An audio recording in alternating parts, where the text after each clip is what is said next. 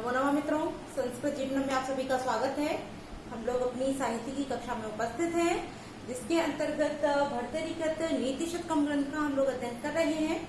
तो अब तक की कक्षाओं में हम लोगों ने कुल 83 श्लोकों का अध्ययन कर लिया है और आज उससे आगे के श्लोकों के साथ उपस्थित है। और जैसा कि आप देख रहे हैं, यह जो हमारा 84वां श्लोक है, यह धैर्य पद्धति से लिया हुआ है। बाकी के जो 85 और 86 में हमारे श्लोक हैं, यह सभी दैव पद्धति से लिए गए हैं। तो आइए हम लोग क्लास को आरंभ करें। तो उससे पहले सभी लोग वीडियो की लिंक को अपने दोस्तों के साथ शेयर कर दें। और जो भी मित्र हमारे साथ लाइव जुड़ते हैं, जिसमें से राजपूत है, बीटू यादव हैं, शशिधर मिश्रा जी हैं, तो आप सभी लोग और रेहान खान हैं, तो सभी लोग वीडियो की लिंक को अपने दोस्तों के साथ शेयर कर दें, जिससे कि अधिक से अधिक लोग वीडियो के साथ लाइव आए। तो आइए हम लोग हमारा जो 84वां श्लोक है उसका अध्ययन आरंभ करते हैं। क्योंकि कल तक की कक्षाओं में हम लोगों ने कुल 83 श्लोकों का अध्ययन कर लिया था, तो आज उससे आगे के श्लोकों का अध्ययन करते हैं। तो सर्वप्रथम वाचन कर लेते हैं, तत्पश्चात इसके अर्थ को जानेंगे। तो आप सभी लोग मेरे साथ दोहरा लीजिए। ऐश्वर्यस्य विभूषणं सुजनता शौर्यस्य वाक्संयमो ज्ञानस्योपशमः श्रुतस्य विनयो वित्तस्य पात्रे व्ययः अक्रोधस्तपसः क्षमा प्रभवितो धर्मस्य निर्व्याजता सर्वेषामपि सर्वकारणविदं शीलं परम भूषणम्। तो आइए, जैसा कि यह जो हमारा श्लोक है यह धैर्य पद्धति से लिया हुआ है, तो इसमें भी जो हमारे भर्तृहरि जी ग्रंथकार हैं, उन्होंने भी शील के ऊपर ही अत्यंत महत्व देते हुए, अर्थात शील तात्पर्य सदाचार पर ही महत्व देते हुए कहा है। इसमें भी इस श्लोक के अंतर्गत भी शील का ही महत्व वर्णित किया है। तो आइए देखते हैं कि उन्होंने क्या क्या बताया है कि शील जो भूषण है, अर्थात आभूषण है, वो परम भूषण, सबसे बड़ा आभूषण है। तो किन किन आभूषणों से बड़ा आभूषण है, तो आइए जानते हैं हम लोग श्लोक के माध्यम से। तो ऐश्वर्य अर्थात ऐश्वर्य का, ऐश्वर्य कहते हैं धन धान्य से जो संपन्न होता है उसको ऐश्वर्यशाली कहते हैं। तो ऐश्वर्य का विभूषण माने आभूषण होता है सुजनता। सुजनता तात्पर्य सज्जनता। यदि कोई व्यक्ति अत्यंत धनी है, अत्यंत धनवान है और उसमें यदि सज्जनता नहीं है, तो उसका सज्जनता होना ही, अर्थात उसका ऐश्वर्यशाली होना ही बेकार है। तो ऐश्वर्य की जो शोभा होती है, आभूषण होती है, आभूषण होता है, वह क्या होता है? सुजनता। आगे कह रहे हैं कि शौर्य से वाक संयमो, और शौर्य, शौर्य तात्पर्य पराक्रम, वीरता। वीरता का जो आभूषण, विभूषण माने आभूषण है क्या? वाक संयम। वाक माने वाणी और संयम अर्थात वाणी पर संयम। यदि व्यक्ति अत्यंत पराक्रमी है, किंतु यदि वह वाचाल है, कुछ भी उल्टा सीधा किसी से भी बोल जाता है, तो उससे उसकी शोभा नहीं होती है। जो पराक्रमी व्यक्ति है, उसका वाणी पर संयम होने से ही उसका वीरता का गुण सुशोभित होता है। आगे कहते हैं ज्ञानस्य उपशमः, अर्थात ज्ञान का जो आभूषण है वो क्या है? उपशमः, शांति, अर्थात शांति को धारण करना, अर्थात शांति को धारण करने से ही ज्ञानवान व्यक्ति की शोभा बढ़ती है। आगे कह रहे हैं श्रुतस्य विनयो, और श्रुतियां, श्रुतियां तात्पर्य जो वेद वेदांग इत्यादि हमारे ग्रंथ हैं, इनका जो आभूषण है वो क्या है? विनय, तात्पर्य विनम्रता। यदि आप किन्हीं ग्रंथों का अध्ययन करते हैं और उनसे जब आपके जीवन में, आपके व्यवहार में विनम्रता आती है, तो आप स्वयं ही सुशोभित होने लगते हैं। तो वही बताया जा रहा है कि जो श्रुतियां हैं उनका आभूषण विनम्रता होता है। आगे कह रहे हैं कि वित्तस्य पात्रे व्ययः, वित्त अर्थात धन, धनवान व्यक्ति का पात्रे, धनवान धन का पात्रे अर्थात जो योग्य व्यक्ति है उसमें व्यय, व्यय करना तात्पर्य खर्च करना। इसका अर्थ है कि जो धन है उस धन को योग्य व्यक्ति को दान देने में ही उसका आभूषण है। यदि जिसको आवश्यकता नहीं है ऐसे व्यक्ति को आप धन दान देते हैं, तब वह आपके धन की शोभा नहीं, वह व्यय अर्थात बिना किसी आधार के ही बर्बाद करना है। तो यही बताया गया कि धन की जो सज्जन अर्थात धन की जो शोभा है वो योग्य व्यक्ति को दान देने में ही होती है। आगे कह रहे हैं कि अक्रोधस्य तपसः, तपस्या अर्थात जो तपस्वी व्यक्ति होता है, तापस जो तपस्या करता है, ऐसे तपस्वी व्यक्ति की शोभा अर्थात आभूषण होता है क्या? अक्रोध, क्रोध से रहित होना। तपस्वी का सबसे बड़ा आभूषण है क्रोधहीन होना। आगे कह रहे हैं क्षमा प्रभवितु, यहाँ रा को विसर्ग हो जाएगा प्रभवितु, प्रभवितु अर्थात समर्थ व्यक्ति, शक्तिशाली व्यक्ति, तात्पर्य राजा, राजा इत्यादि जो समर्थ व्यक्ति होते हैं, ऐसे समर्थ व्यक्तियों का आभूषण होता है क्षमा। यानी कि अगर किसी से किसी कारणवश भूलवश कोई अपराध हो जाए तो उसके उस अपराध के लिए उसको क्षमा करना ही उसका सबसे बड़ा आभूषण होता है। आगे कह रहे हैं धर्मस्य निर्व्याजता, धर्मस्य और धर्म का आभूषण होता है निष्कपटता, निश्छलता, अर्थात छल कपट से रहित होकर जो कार्य किया जाता है वही धर्म का आभूषण होता है। सर्वेषामपि, सभी में भी, सर्वेषाम सभी में, अपि माने भी, सभी में, सर्व कारणम इदम, सभी का कारण, इदम माने यह, शीलम, शीलम तात्पर्य सदाचार, परम भूषणम सबसे बड़ा आभूषण है, कि यह जो शील है वो सबसे बड़ा आभूषण है। किनसे बड़ा है? तो ये जितने भी आभूषण भर्तृहरि जी ने बताए हैं, इन सबसे बड़ा जो आभूषण है मनुष्य का वह है शील अर्थात सदाचार। पुनः अर्थ को देख लेते हैं कि ऐश्वर्य का आभूषण सज्जनता है, पराक्रम का आभूषण वाणी की संयम अर्थात वाक संयम है, ज्ञान का आभूषण शांति है, श्रुतियों का आभूषण विनम्रता है, धन का आभूषण पात्र व्यक्ति को दान देना है, तपस्वी का आभूषण क्रोधहीन होना है, समर्थ का आभूषण क्षमा है और धन का आभूषण निश्चलता है।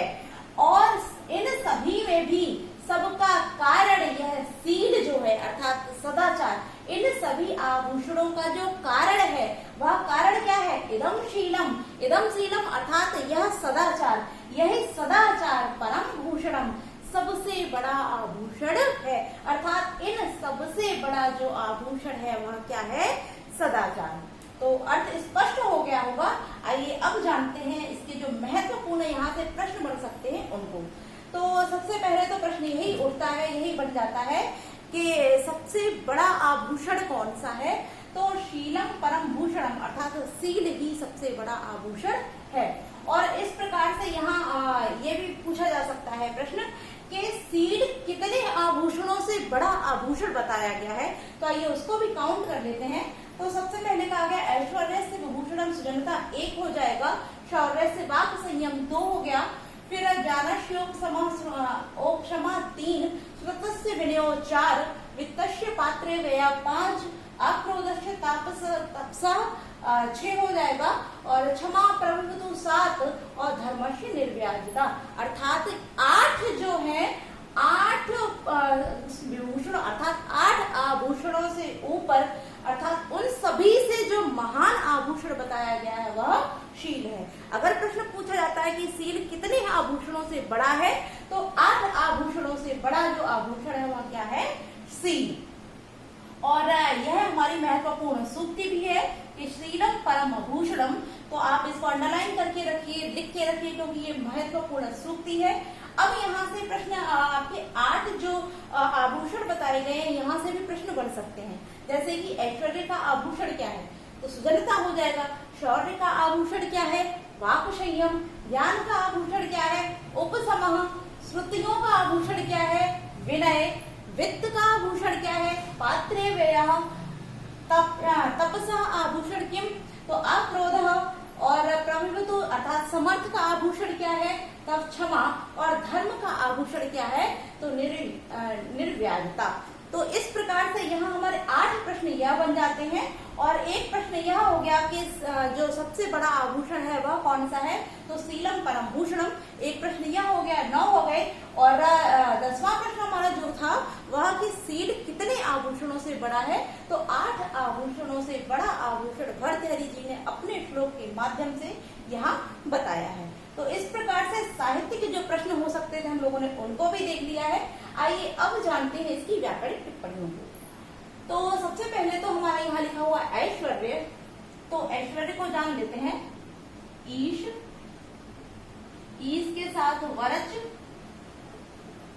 और वरच के साथ में जो हम शय प्रत्यय का विधान करते हैं, शय प्रत्यय का विधान करते हैं, तो हमारा ऐश्वर्य शब्द निष्पन्न हो जाता है। और सुआदि की उत्पत्ति करके जब हम षष्ठी व्यक्ति लगाते हैं तब यहाँ पर ऐश्वर्य से शब्द हमारा बन जाएगा।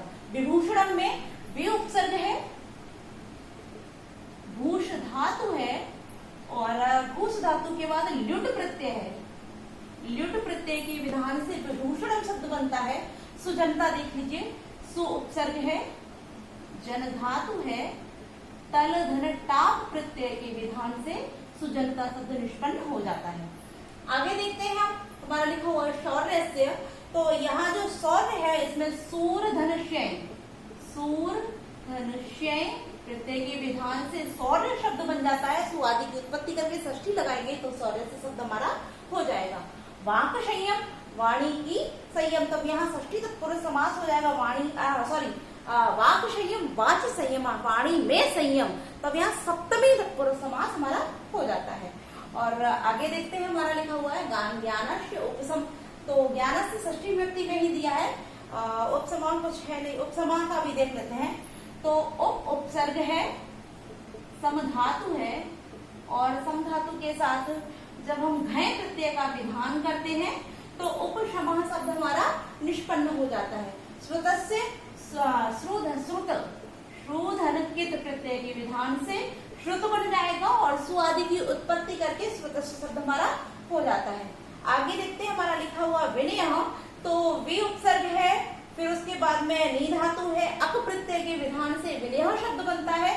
वित्तस्य में आप जानते हैं विद धातु के साथ कित प्रत्यय के विधान से वित्तस्य शब्द, वित्त शब्द निष्पन्न होता है। सुआदि की उत्पत्ति षष्ठी व्यक्ति में वित्तस्य शब्द बन जाता है। पात्रे को देख लेते हैं। पात्रे बहुत ही मुख्य महत्वपूर्ण शब्द है, तो इसमें पा धातु है और इसके साथ में स्ट्रन प्रत्यय है, स्ट्रन प्रत्यय है, तो इसको आप लोग नोट करके रखिए। पात्र शब्द बनेगा, पा धातु के साथ स्ट्रन प्रत्यय के से पात्र बनेगा। सुआदि की उत्पत्ति से सप्तमी विभक्ति वचन में पात्रे शब्द निष्पन्न हो जाता है। व्यय देख लेते हैं। वी उपसर्ग, वी के साथ ई, और ई के साथ में जब अच प्रत्यय का विधान करते हैं तो हमारा व्यय शब्द निष्पन्न हो जाता है। आगे अक्रोधा, तो न क्रोधा, अक्रोधा अर्थात नए तत्पुरुष समास हो जाएगा।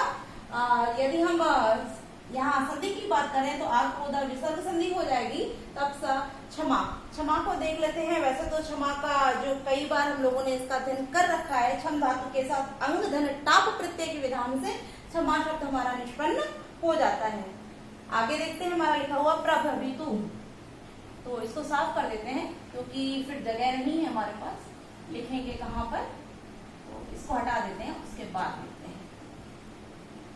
हमारा अब शब्द है प्रभवितु, तो यहाँ प्र धन भू, भू के साथ में हमारा त्रिच प्रत्यय के विधान से प्रभवित शब्द बनता है। और धर्मस्य, क्योंकि यहाँ संधि करेंगे तो यहाँ रा जो है उसको विसर्ग हो जाएगा, तो विसर्ग संधि हो जाती है। निर्व्याजता का देख लेते हैं, तो निर्गतः व्याजः यस्मात् सह, तब यहाँ बहुब्रीहि समास हो जाएगा। और यदि हम इसकी निष्पत्ति देखना चाहें तो यहाँ निर्व्याज, निर्व्याज के साथ में तल धन टाप, तल धन टाप प्रत्यय के विधान से हमारा निर्व्याजता शब्द निष्पन्न हो जाता है। सर्वेषाम धन अपि मो अनुस्वार सूत्र से अनुस्वार संधि हो जाएगी। सर्व कारणमिदम, यहाँ पर भी हमारा अनुस्वार संधि ही हो जाएगी। तो इस प्रकार से हम लोगों की जो 84वां श्लोक है वो पूर्ण होता है। अब हम यहाँ छंद की बात कर लेते हैं, तो यह जो श्लोक है वो हमारा शार्दूल विक्रीडित छंद में लिखा हुआ है। तो आइए अब बढ़ते हैं हमारे 85वें श्लोक की ओर। तो आइए सर्वप्रथम इसका वाचन करते हैं, तत्पश्चात क्योंकि यह जो 85वां श्लोक है यहाँ से हमारी दैव पद्धति आरंभ होती है। तो जैसा कि दैव पद्धति, दैव अर्थात भाग्य, तो यहाँ पर इस श्लोक के माध्यम से भर्तृहरि जी ने भाग्य की महत्ता को दर्शाया है कि मनुष्य कुछ भी करे या कितना भी पराक्रमी क्यों ना हो, किंतु यदि उसका भाग्य उसके साथ नहीं होता है तो उसका पौरुष जो है वो व्यर्थ ही होता है। तो आइए हम जानते हैं कि किस प्रकार से यहाँ भर्तृहरि जी बताया। तो सबसे पहले वाचन कर लेते हैं। तो आप सभी लोग मेरे साथ दोहरा लीजिए। नेता यस्य बृहस्पति प्रहरणम वज्रम सुरासेनिका स्वर्गो दुर्गम अनुग्रह किल हरे ऐरावतो वारणः इत्यैश्वर्य बलान्वितोऽपि वरविद् भग्नपरे संगरे तद्व्यक्तं ननु देवमेव शरणं दिग्वृथा पौरुषम्।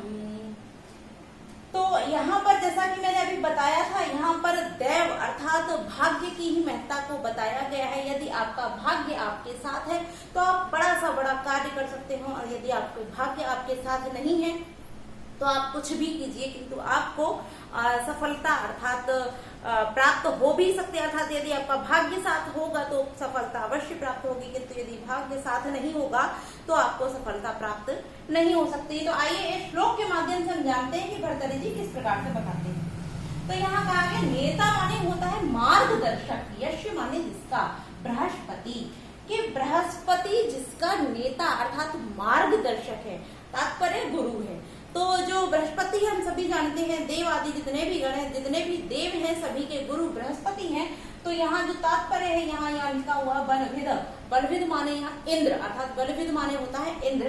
तो इंद्र के विषय में ही बताया जा रहा है कि जिस इंद्र के, यश माने जिस इंद्र के मार्गदर्शक तात्पर्य गुरु बृहस्पति हैं। अस्त्र प्रहरणम माने अस्त्र, वज्रम वज्र है, सुरा देवगण सैनिका सैनिक हैं, स्वर्ग स्वर्ग दुर्गम स्वर्ग किला है, अनुग्रह किल हरे, हरे अर्थात विष्णु का, किला माने निश्चित रूप से, अनुग्रह माने जिस पर दया है, कि निश्चित ही हरि की जिस पर दया है। ऐरावतो, ऐरावत जिसका, वारण, वारण माने हाथी, कि ऐरावत जिसका हाथी है। इति ऐश्वर्य बलान्वितोऽपि, इति ऐश्वर्य, इत्यैश्वर्य लिखा जाए, इसको संधि विच्छेद करेंगे तो इति धन ऐश्वर्य हो जाएगा।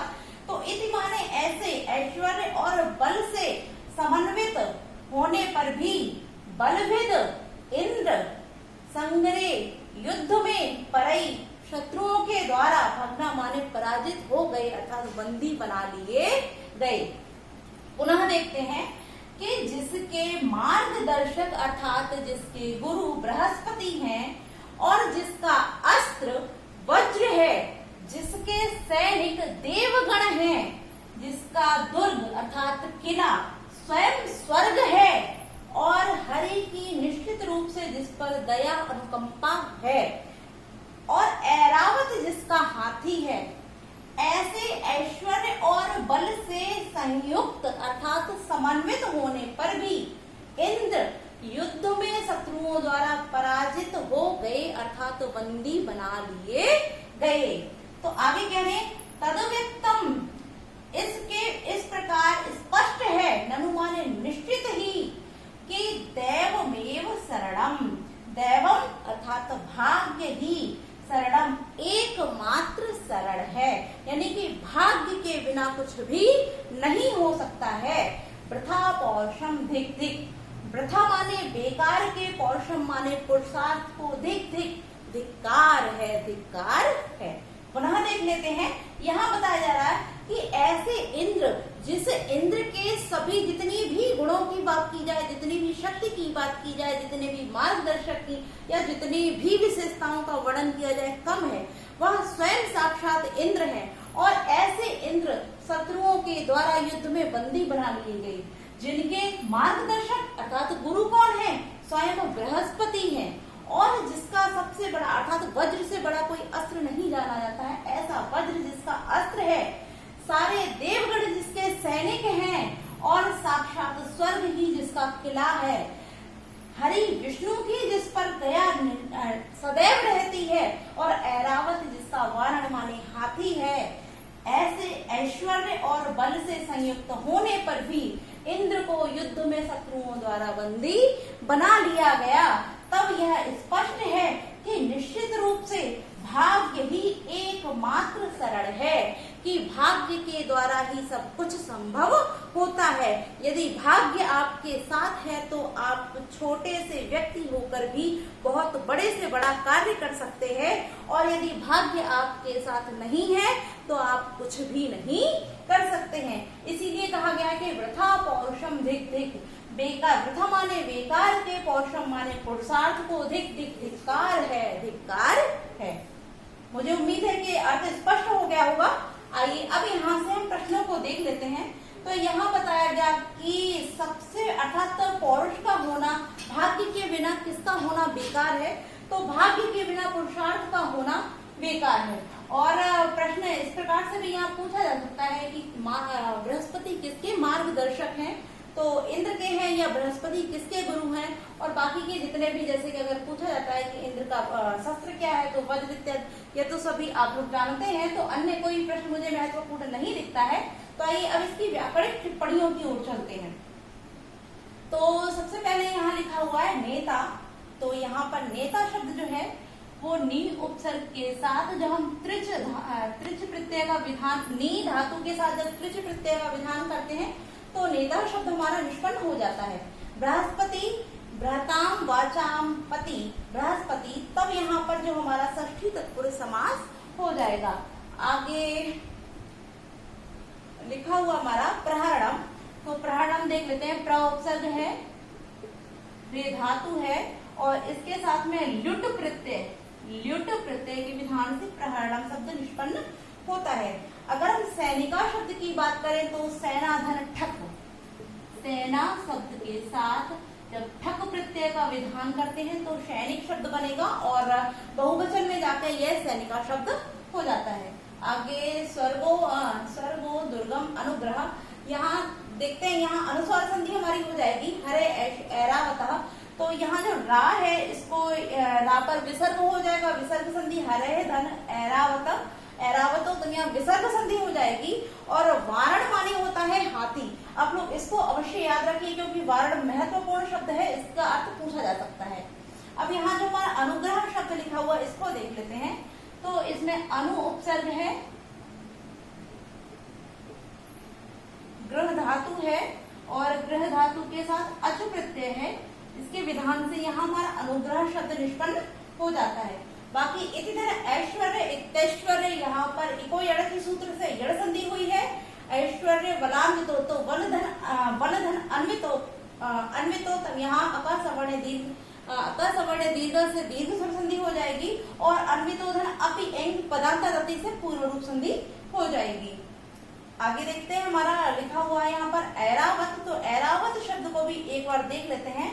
तो इरा के साथ, इरा शब्द के साथ जब मतुप, मतुप प्रत्यय का, मतुप और मतुप के साथ जब अण प्रत्यय का विधान करते हैं तो हमारा ऐरावत शब्द निष्पन्न हो। इरा धन मतुप धन अण बराबर ऐरावत। ठीक है, तो आप लोग ध्यान रखेंगे।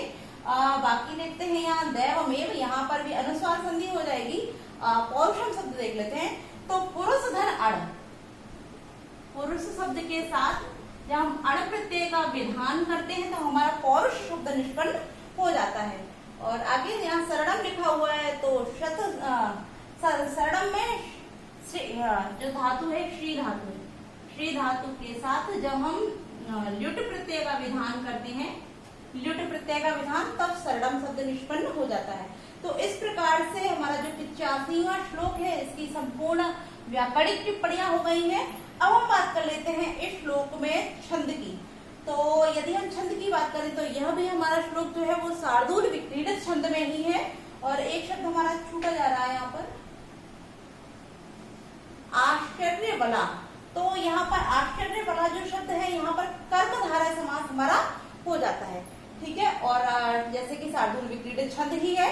तो अब इसका अध्ययन पूर्ण हो चुका है। तो अब बढ़ते हैं हमारे 86वें श्लोक की ओर, और इसको हटा देते हैं क्योंकि अगले श्लोक की टिप्पणियां भी हम लोगों को देखनी है।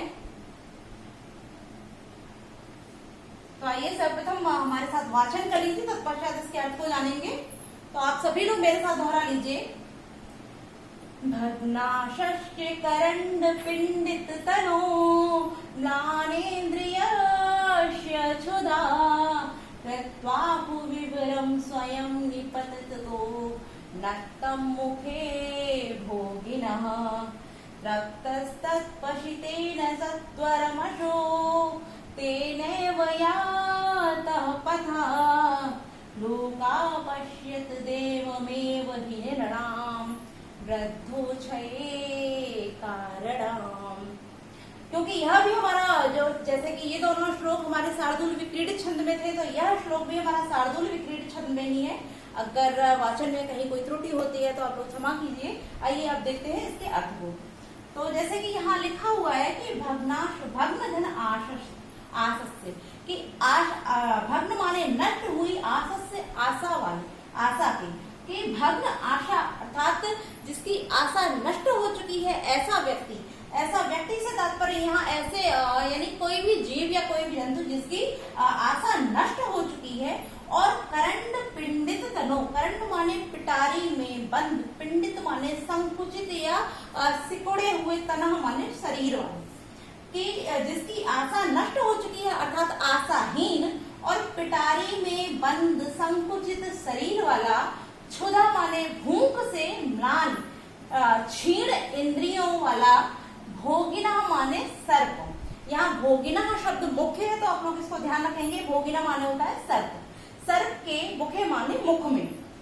पुनः अर्थ देख लीजिए कि जिसकी आशा नष्ट हो चुकी है अर्थात आशाहीन, पिटारी में बंद संकुचित शरीर और क्षुधा से क्षीण अर्थात भूख से क्षीण हुई इंद्रियों वाले, भोगिना सर्प के मुखे माने मुख में।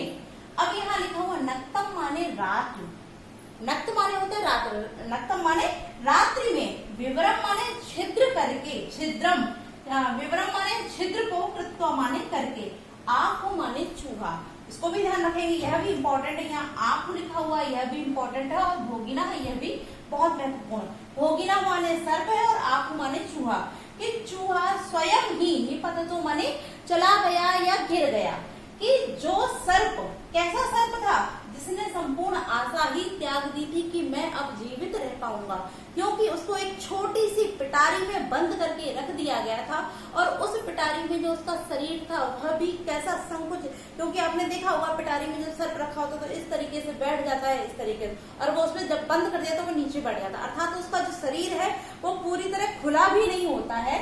तो वही बताया जा रहा है कि जिसकी आशा नष्ट हो चुकी है और पिटारी में जिसका शरीर बंद होने से संकुचित हो गया है, और जो भूख से व्याकुल होने के कारण, भूख से जिसकी इंद्रियां कैसी हो गई हैं, म्लान माने शिथिल हो गई हैं, ऐसे सर्प के मुख में रात में छेद करके चूहा स्वयं ही निपतत माने चला गया, यानी कि चूहे ने रात में उसमें छेद किया और छेद करके उसकी जो पिटारी थी उसमें स्वयं ही चला गया। तो जब चूहा सर्प की पिटारी में जाएगा तो क्या होगा, वह सर्प उसका भक्षण कर लेगा।